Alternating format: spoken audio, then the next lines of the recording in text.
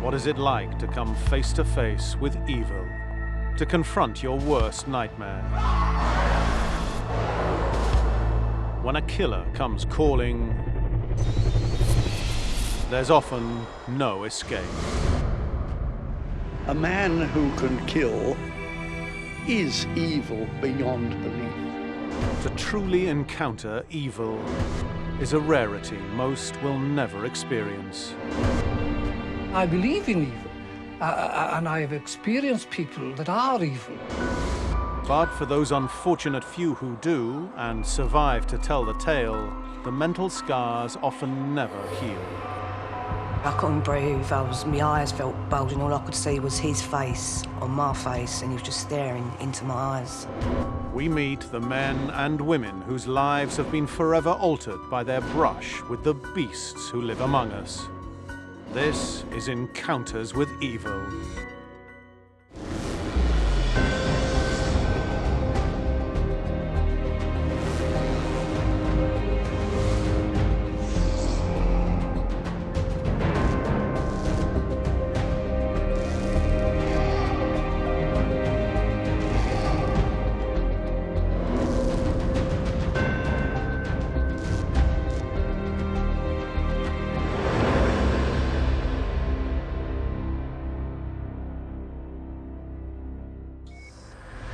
Becoming a doctor or nurse is a labor of love. It takes years of dedication, training, and hard work. When we see a doctor, we know that we're putting ourselves in safe hands. We entrust our lives and the lives of our loved ones to these men and women. But sometimes, even those we trust let us down. The most important things for a criminal are access and opportunity. And if you are in the medical profession, you've got both of those things on a daily basis. On tonight's program, from a small town in northern England to the murderous Nazi regime of the concentration camps, medics who've utterly failed in their duty of care. Mengele, Shipman, and a young English nurse who snuffed out lives before they'd barely begun, Beverley Allitt. These are killers who have no respect for the Hippocratic Oath. The Hippocratic Oath is something that doctors take, and it's really the core of their value system. You will do everything within your power to aid a patient. You should never, ever do anything that could harm a patient. Doctors with access to patients can carry out crimes unnoticed, precisely because of the trust we place in them. But it's not only doctors who sometimes kill or abuse in contradiction of the Hippocratic Oath. There are other medical professionals with just as much access to the vulnerable.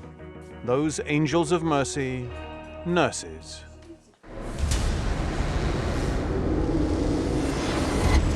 Beverley Allitt, a nurse whose mission to kill the youngest and most helpless patients in her care left a nation horrified. With all eyes anxious for a glimpse of Britain's worst female serial killer, Beverley Allitt was driven from court. A young, barely qualified nurse who poisoned, smothered, and asphyxiated her tiny victims. This is Grantham, a quiet English town and a most unlikely setting for mass murder. 23-year-old Beverley Gail Allitt of Grantham is charged with the murder of 4 children. She faces a further 8 charges of causing grievous bodily harm with intent. Liam Taylor was just 7 weeks old when he was admitted to Ward 4 at Grantham and Kestephens Hospital for a chest infection. You would expect him to recover slowly but steadily. Surprisingly, Liam suffered 2 major heart attacks. You just hope and pray that everything's going to be okay. So at that point, we thought it was the best place for him to be. I had to go and tell them that Liam is very, very seriously ill. He didn't think he would survive,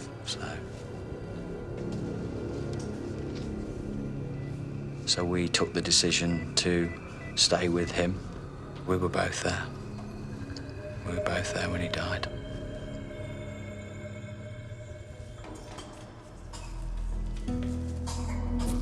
Beverley Allitt was born on the 4th of October 1968 and grew up in the village of Corby Glen, not far from Grantham.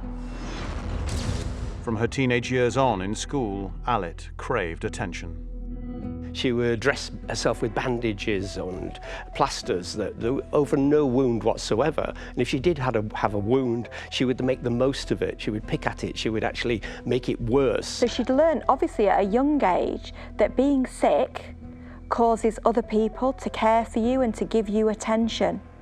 Now that smacks of a girl who isn't getting her emotional needs met. She said she was pregnant, that she had a stomach ulcer, a brain tumour.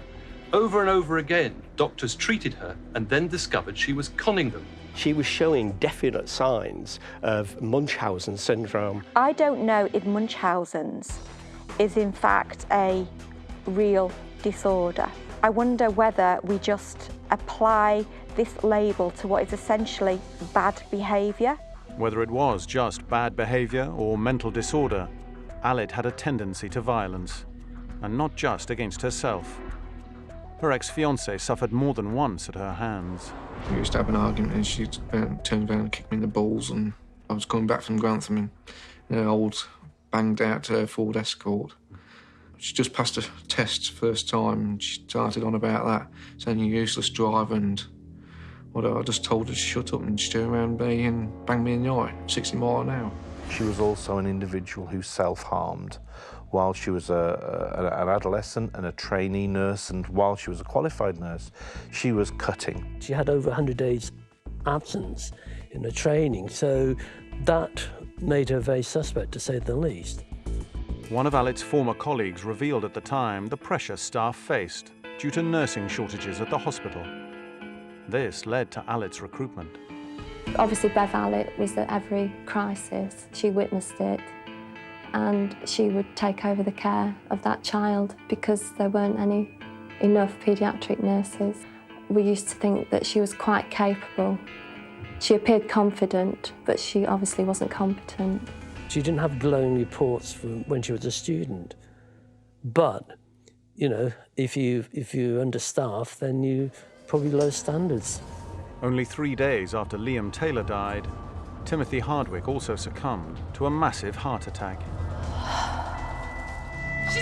I was called by Bev to go to Timothy. Come quick, he's not breathing. I sent for the crash team. Collapsing Ward 4. It was to no avail. Nothing we did worked. She moves from drawing attention to herself by being ill herself to actually inducing illness in a child in order to gain attention as being the caring angel that is looking after that child. If you want to do any harm to a patient, you do it at night time because they're sleeping, the whole ward's quiet. You can do things without anybody noticing. She would be the first member of staff to notice this child seemed to be overdosing on saline or some other intervention, obviously because she'd done it herself. But the senior nurses on Ward 4 were getting concerned. There were more incidents in the space of 6 or 7 weeks than in the previous 10 years that I'd known. I think a lot of us just thought it was just bad luck. We were just frightened. And yet doctors and hospital administrators didn't suspect that there was a killer in their midst, even though the resuscitation crash team was called to Ward 4 17 times over the next 8 weeks. Allitt injected another victim, 5-month-old Paul Crampton, 3 times with high doses of insulin. His blood sugar sank so low that he went into a coma. The doctors decided to test Paul's blood. They took a sample and sent it off for testing, marking it urgent. A combination of delays meant it was a full 15 days before Paul's test was done. While the hospital administrators waited, more children were attacked. The babies would have been experiencing severe trauma. Having, loaded amounts of potassium or insulin injection will actually produce quite traumatic reactions from the body. She was there as a kind of almost angel coming in and solving the problem of what was happening to the child. In what was perhaps her most callous crime, Allitt attacked twin baby girls, Becky and Katie Phillips. Becky was admitted to Ward 4 after having trouble feeding. She was treated and sent home, but in the middle of the night went into a coma. Becky was the third child to die. The hospital said it was a cot death. In fact, she'd been injected with insulin. Beverley Allitt was prepared to watch children die, and she was prepared to see families' lives crumble in grief. And she did that because they were just a means to her to gain the attention that she needed.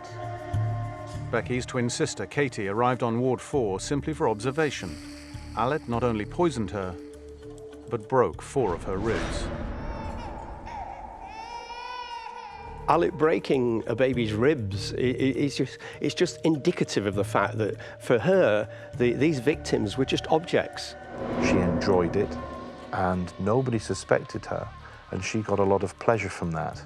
And we know that when something is pleasurable and the rewards are quick and there is no negative side to that, it makes it more likely that we'll do that behaviour over and over again. Having murdered one twin sister, Allitt put herself forward as the saviour of the other. The mother was so impressed by her care that she actually made her godmother for the other twin. And she ended up damaging that twin, not killing them, unfortunately, but doing a lot of damage to that child. While the deaths were taking place, doctors finally received the blood tests on Paul Crampton, which provided hard evidence. He had been injected with insulin. It looked like there was a killer on the loose. Yet they didn't call the police or close the ward. Doctors went to the hospital managers with their fears. They asked for video cameras to be installed on the ward, but they were refused. With the death of the 4th baby, Claire Peck, finally, the police were called in. I felt that there was something here that was worthy of investigation. When the police took a look at the suspicious activities, it became clear that only one nurse was on duty for each of the 26 emergencies. Beverley Allitt. Last night, 23-year-old Beverley Gail Allitt of Grantham, a former nurse at the Grantham and Kesteven Hospital, was charged with 4 counts of murder, 8 counts of attempted murder, and 8 counts of causing grievous bodily harm. During the course of all of the interviews, she maintained her innocence. She never made any admission at all. The trial lasted 2 months. The jury found her guilty of 4 murders, 3 attempted murders, and 6 charges of grievous bodily harm. There were tears in the public gallery as she was led away. "Lock her in a cage," shouted one woman. Allitt was given a total of 13 life terms. But rather than being sent to prison, Allitt was sent to Rampton, a high-security hospital, as a patient, not a prisoner. Do you understand what happened? Why are you here? No, not really. Why? Why not? Because I haven't really been told. I've just been told that I came here for treatment for personality disorder. Beverley Allitt, when she was caught, her original diagnosis was that of Munchausen syndrome by proxy. That's a very controversial diagnosis, and it's given to people who exaggerate, fabricate, or cause physical harm to another person to gain positive attention. And the people gain that by orchestrating a situation, and usually a very dramatic situation, where they can rush in and they can either save the day or they can be viewed as a tragic hero or a martyr. A lot of women were wrongly accused of having Munchausen's by proxy, and there were investigations into cot deaths which resulted in women being imprisoned, and in actual fact the medical evidence to say that they were responsible for those deaths was not there.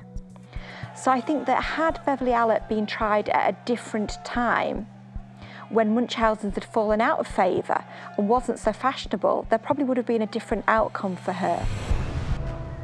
Today, Allitt is still living as a patient at Rampton Secure Hospital, rather than in prison.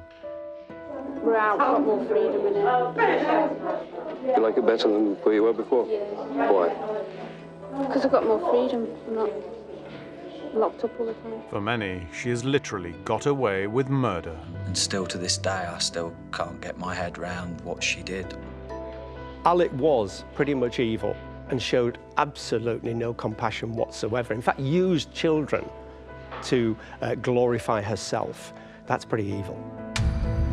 Beverley Allitt is one of Britain's worst female serial killers. But there are doctors who lay no claim to mental illness, who've murdered many more than her.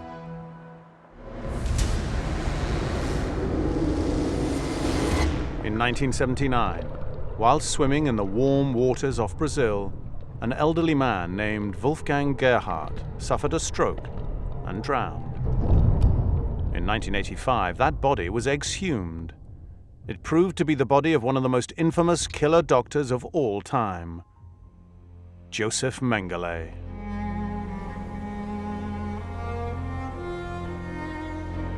Mengele is one of those people who could always use that defense of, I was only following orders.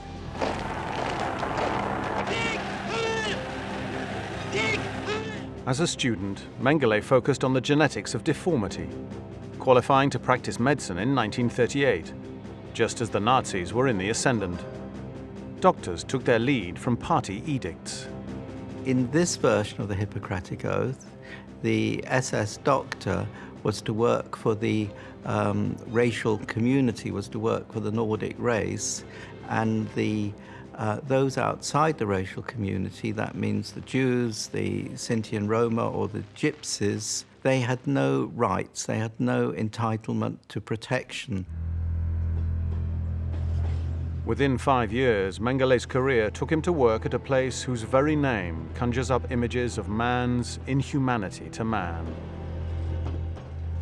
Auschwitz. Auschwitz is regarded as an appropriate location for him to work as a doctor, and what's important was the person carrying out the choice, so of who was fit to work and who should be killed. Train, when I arrived on the 2nd September 43, we were 1,451 persons. 66% have been gassed the very day of their arrival. He would rapidly, with a flick of the wrists, direct the person left or right, and their fate would be sealed. When we start to look at the Nazi atrocities, they're beyond description. They defy any kind of psychological explanation, I feel, because they're just so awful. Mengele perhaps saw himself differently, working with a view of serving science.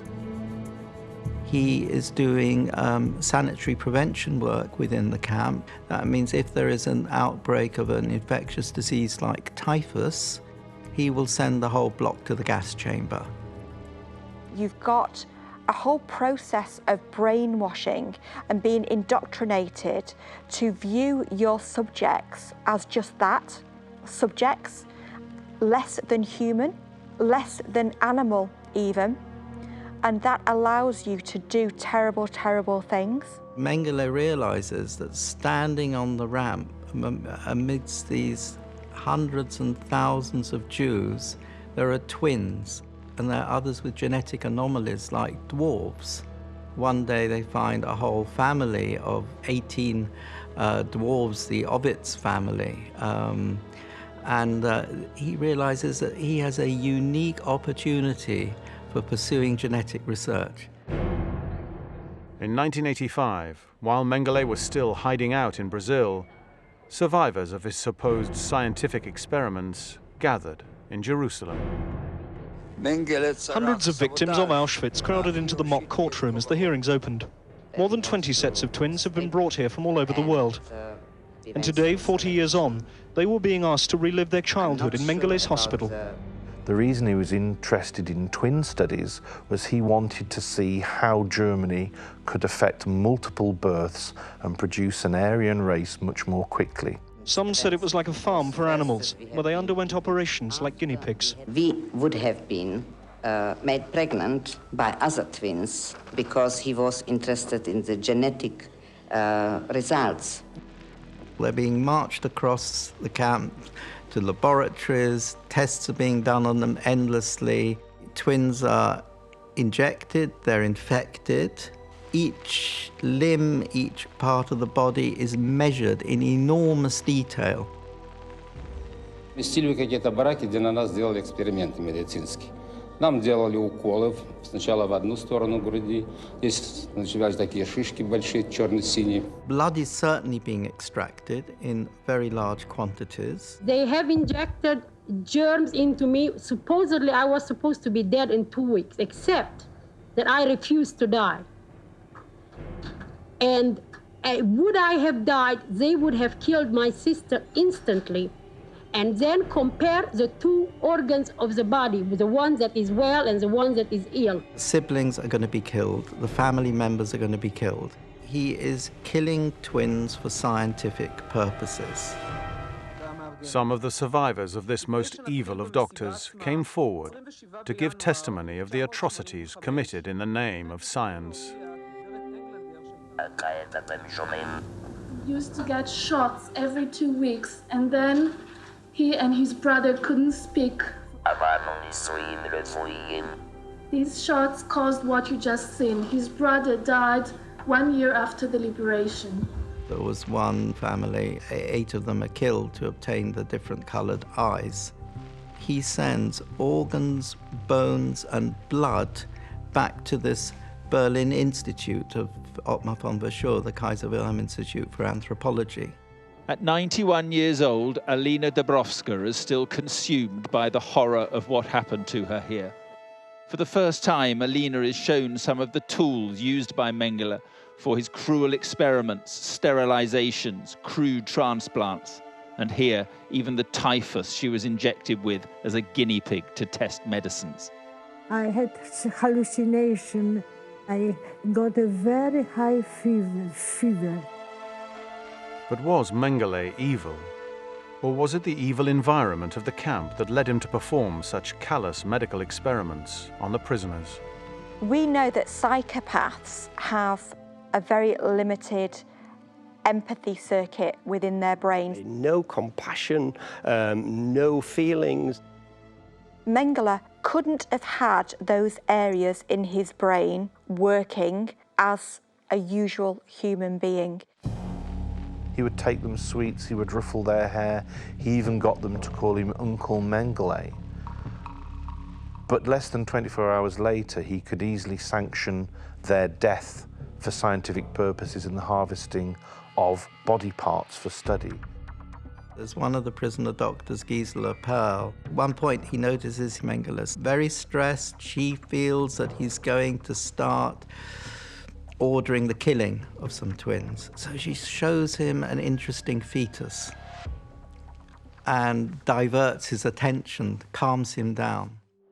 At nearby Block 10, where many of the experiments took place, she could not bring herself to cross the threshold. I am very glad that we are here, not going further. He had a grandiose, narcissistic idea of what he could achieve by doing this. With the tide of the war turning, Mengele's choices appear on the surface to be pragmatic. He knows that the camp is going to be evacuated. He knows that the research has to stop. He stops at the beginning of December 1944. He does not order the killing of the dwarves or the killing of the twins wholesale. And that's in contrast to some of the SS doctors. They want the evidence of their human guinea pigs completely destroyed in the hope that nobody will find out about it. Mengele simply keeps those whom he has been researching on for several months, he walks away from them. There's a lot of research that would be fascinating, but we don't do for ethical reasons. I think he was unethical rather than evil. It was very obvious that he had no idea of what actually would produce good evidence. He was so far off the beaten track of what science would have wanted. The only benefit was for the human guinea pigs who survived all this invasive research. They have their lives. He had no regrets about what he did and didn't feel any shame about what he'd done because it was in the name of the race and science. I don't think they are normal men. I can't find a proper English word for this. They're bestia, so beast. Some people study medicine because it will be a stable career. Some choose it because it will be financially rewarding. And some, albeit a small minority, will choose medicine because it gives easy access to vulnerable victims. In 2013, a British doctor was accused of sexually abusing boys as young as 10 who were suffering from cancer. Miles Bradbury was a highly qualified cancer specialist, a family man, and a regular churchgoer. Some of the things we know about long-term serious sexual offenders is that they become very good at compartmentalizing their lives. He was able to create an environment in which everyone thought that what was going on was entirely normal. No nurse, no doctor, no parent suspected Miles Bradbury of abuse. They trusted him. Whether do they go into working in gynecology or children that because of their sexual interests, or sexual interest is developed from the work they do, is a difficult one, to say the least. I think certainly people are attracted by their interests. At this famous hospital, Miles Bradbury carried out what the judge who jailed him described as the worst forms of sexual abuse imaginable. It's that almost godlike character rescuing children from, cancer, no more awful a disease can you think of. This woman's son was 11 when he was treated by the cancer specialist. He was doing examinations on him that he didn't need to be doing. He was touching parts he didn't need to be touching. He was sexually abusing him. Bradbury used a hidden camera pen to record his sexual abuse. Evidence off one of the pens, and that was obviously a movie of an examination being carried out by Mr. Bradbury. What you often find with sex offenders is that they record it and they can relive it and they can enjoy watching it time and time again until it fades and then they pick on another victim. Police found many of the boys were simply too young to understand that what the doctor was doing was wrong.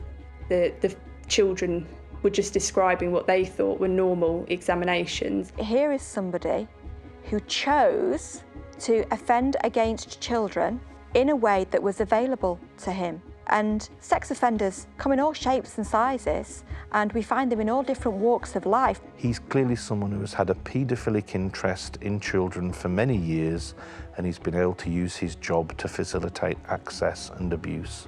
He was so brazen, he would regularly abuse these boys while their parents were in the same room, just the other side of the curtain. In addition to child abuse, Bradbury pleaded guilty to possessing over 16,000 indecent images. Amongst the people that do enact child abusive activity, many of those do use child pornography. His sick desires overrode any duty of care he had for his patients, who he turned into victims. Perhaps the cruelest twist, Bradbury didn't tell this woman's son he was all clear, so their contact could continue. Our son didn't have the blood disorder.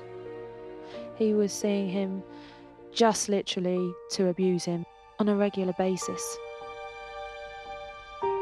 Questions were asked about how Bradbury managed to get away with his crimes for over 4.5 years. Bradbury deliberately and intelligently manipulated the trust of patients, manipulated formal processes, and manipulated committed staff going the extra mile for patients. This was Miles Bradbury the day he admitted abusing his patients. I'm so sorry. Being a paedophile doesn't necessarily mean that you are psychiatrically ill.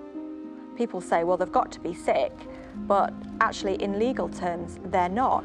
And whether you become a paedophile, i.e. act upon your impulses, is a matter of choice. Dr. Miles Bradbury was found guilty of abusing 18 boys and jailed for 22 years. Some children have sadly passed away because of their conditions, and for them, justice was not witnessed today.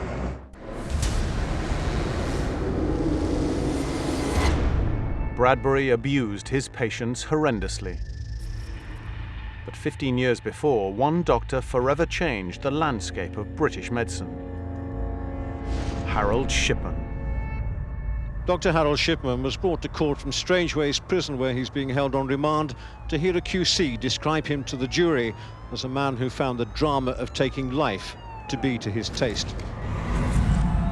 Shipman was the ultimate betrayer of trust, a killer who hid in plain sight as a local doctor. So here is somebody who isn't carving up dead bodies in a basement somewhere. He's a doctor, and he's a friendly-looking, middle-class doctor.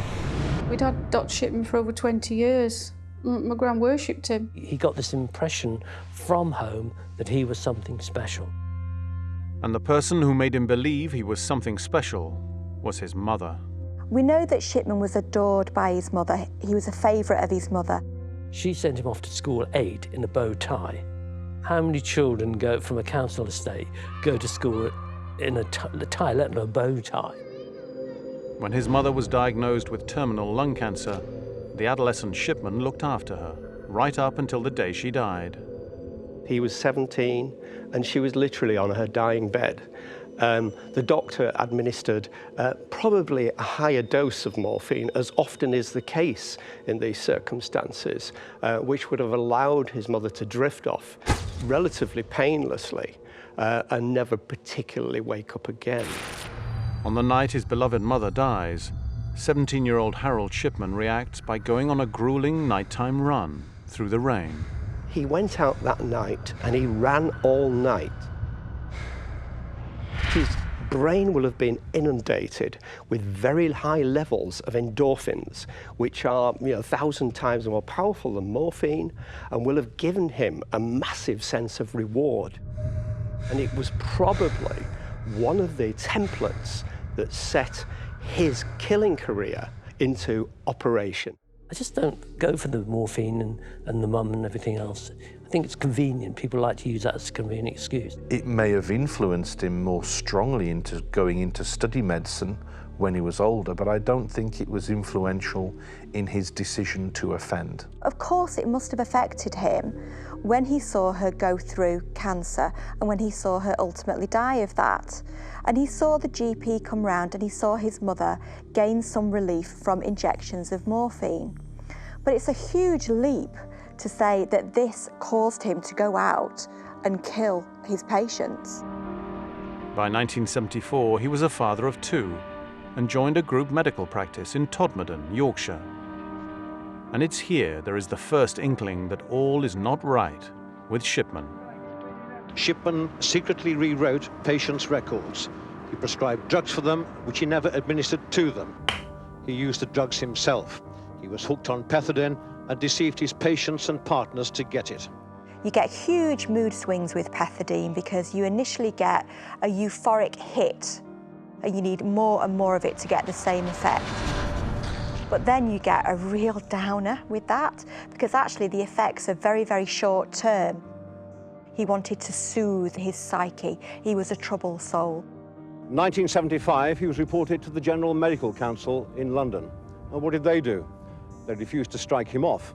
They said he wasn't a risk to patients. If we struck off every doctor that had a problem with prescribed drugs, we'd actually lose a lot of doctors.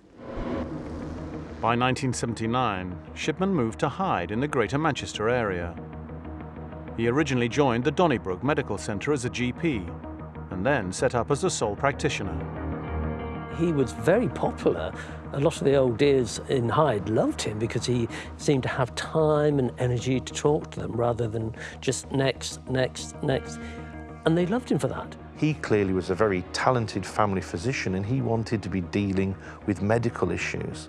There's some suggestion that he found his patients to be tiresome and they were becoming a waste of his time and his talent, which is one of the motivations why he may have experimented with killing them.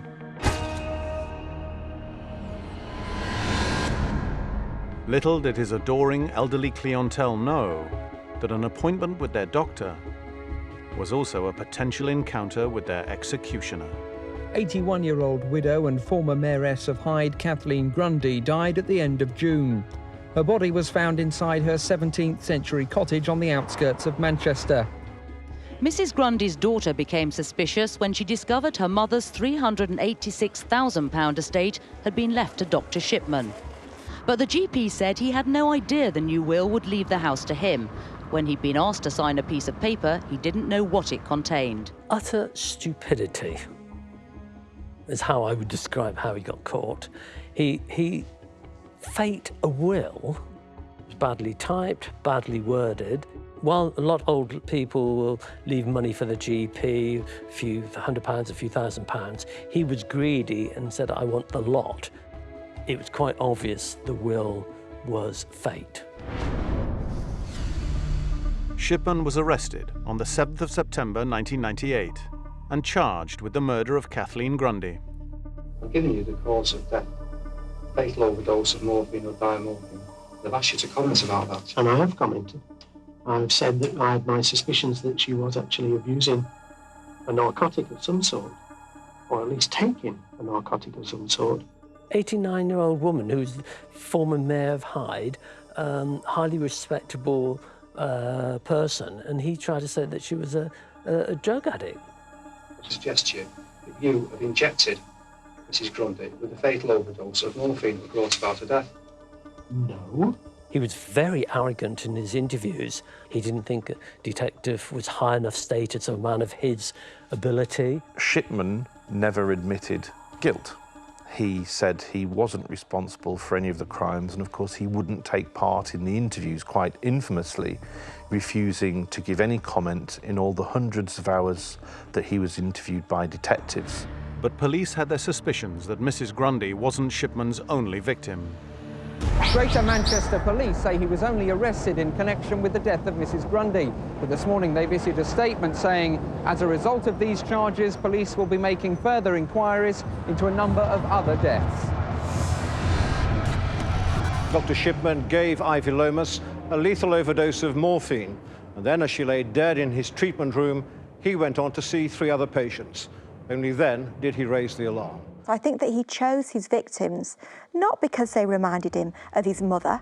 His mother, in actual fact, was a year older than me when she died, and I don't consider myself an elderly woman. He chose his victims because they were convenient, and it meant that he could get away with it. In December 1997, a relative of Kathleen Wagstaff delivered a Christmas present to Dr. Shipman's surgery, a bottle of gin. That was in the morning. In the afternoon, Dr. Shipman paid the 81-year-old Mrs. Wagstaff a visit, and there sat the Crown. He killed her.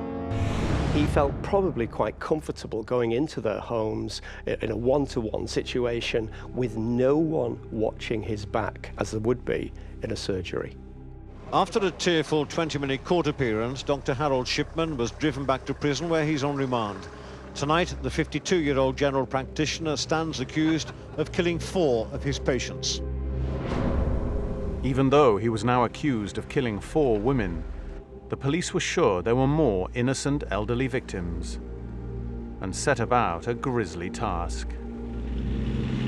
Lumbering reluctantly out of the darkness, a mechanical digger weaves between the headstones and the flowers to begin yet another search in a puzzle that is fast becoming Britain's most sensitive and difficult murder investigation. As exhumations took place, the number of Shipman's victims rose steadily. Each one found with the same lethal overdose of morphine. The way they were and where they were found, or where we saw them when we got there, and the way that people have found other people that's come out in the trial, they were in the same position. My mother was laid down on the settee, my father was just sat in the chair. Harold Frederick Shipman was found guilty of killing 15 of his patients, making this apparently unremarkable 54-year-old GP the country's most prolific serial killer for at least 100 years. The judge said that the sheer wickedness of Shipman's crimes was shocking beyond belief. A GP who'd murdered not 1, not 2, but at least 15 of his patients. For such heinous crimes, life must mean life. Sadly, nothing that's happened here, nor can happen in the future, can bring about my mum and all the other victims. We hope we can now have the space and the time to remember my mum as she was, a happy, active, caring, energetic, loving person whom we miss so much. And now many more relatives came forward with accusations. The Crown Prosecution Service has been considering files sent to us by the police on a number of further allegations of murder against Harold Shipman. Good morning, Victim Support. Can I help you? Did he kill my mother? The question every caller wanted to know today of Victim Support's local councillors. Alice Kitchen's family believes she was killed by Shipman. They now want him pursued in court. We're hoping that charges will follow, because we're absolutely convinced now that Shipman killed my mother.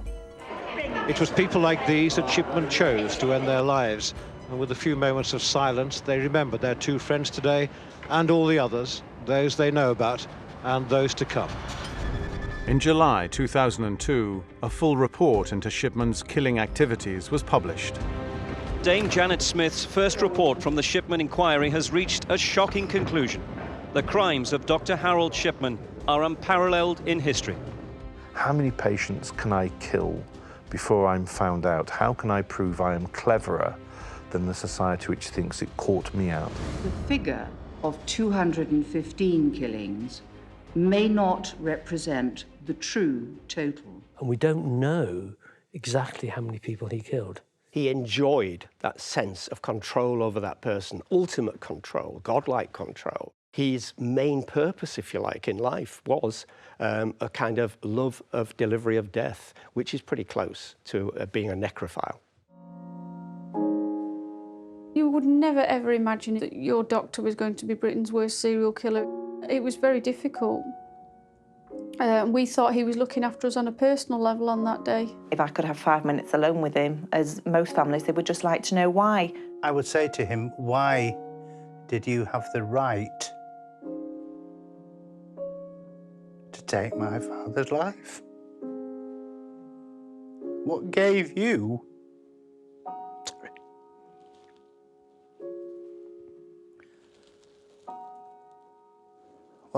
that right? I think he had a God complex, if you like. I think that it met his narcissistic need. He was delivering mercy and pain relief to the elderly, although he knew perfectly well that he was administering it many, many years too soon. And then Shipman took his own life. Too soon. Especially for those who wanted justice and some understanding of why 215 of his patients ended up in the cemetery. A final act of defiance. Harold Shipman, the man who craved control above all else, took his own decision about when his life sentence would end. Dr. Shipman's body was found by 2 officers this morning at 6:20. He'd hidden himself behind a curtain and used a noose made from his bedsheets. The relatives of his victims want to know why he wasn't on suicide watch and why he was allowed to take his own life. To have, I suppose in his words, a mere prison officer telling him what to do, he found that very difficult. The detective who caught him believed there was always a chance he would one day acknowledge his guilt. There are killers who are in prison who took 10 or 15 years to confess their parts in serial killings. And I think there was always the potential there for Harold Shipman to do that. We have to speculate at what Shipman's motives were because, of course, we're never going to know and he's not here to tell us. Shipman had a fundamental evil nature because he enjoyed this process of killing elderly individuals. No, Shipman wasn't evil. Clearly, he was a very well-respected, valued GP. Unfortunately, he also had a sideline where he was killing his patients. Most serial murderers and most serious repeat sexual offenders are very banal, boring, uninteresting individuals. It's what we see as the banality of evil. And that's why they're able to get close to their victims and offend in the way that they do. But if somebody wants to kill, hospitals are a good place to kill as any. But it's very rare. You're going to die of lung cancer. You're going to die of heart attacks. You're going to die being in a road accident. Very rarely are you going to get killed by a serial killer.